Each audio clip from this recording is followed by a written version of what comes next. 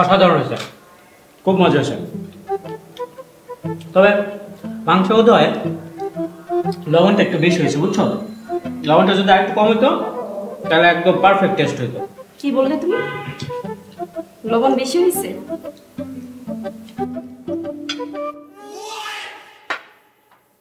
এটা তুমি কি করলা? খাবারের মধ্যে পানি ঢেলে দিলা কেন? তুমি নিজেই তো বললে রান্নায় লবণ বেশি হয়েছে, তাই পানি ঢেলে দিয়ে লবণটা একটু কমিয়ে দিই। এখন মজা করে খাও।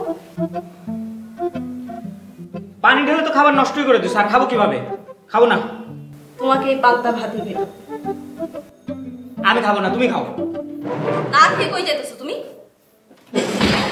তুমি যদি এই ভাত না খাও তাহলে আমি কিন্তু এই গ্লাস দিয়ে তোমার মাথা ফাটাই ফেলবো। কি বললা তুমি? তুমি গ্লাস আমার মাথা বাড়ি দিবা? আমার মাথা ফাটাই দিবা? ঠিক আছে, তোমার মাথা ফাটাবো না, আমি এই গ্লাস দিয়ে আমার নিজের মাথা ফাটাবো। আরে দাঁড়াও দাঁড়াও, এমন করতেছো কেন তুমি? তোমার মাথায় এমনিতেই ব্যান্ডেজ করা। গ্লাস মাথা বাড়ি দিলে কাঁচের গ্লাসে ভাঙা টুকরা মাথার ভেতরে ঢুকে যাবে, মাথা রক্তাক্ত হয়ে যাবে। তুমি যদি ভাত না খাও তাহলে আমি সত্যি সত্যি গ্লাস দিয়ে আমার মাথা ফাটাই ফেলবো আর নিজেকে রক্তাক্ত করে ফেলবো। ফাটাইলাম কেন? থামো, মাথা ঠান্ডা করো, শান্ত হও। এটা রাখো, গ্লাস রাখো। আমি খাচ্ছি, রাখো। বসো।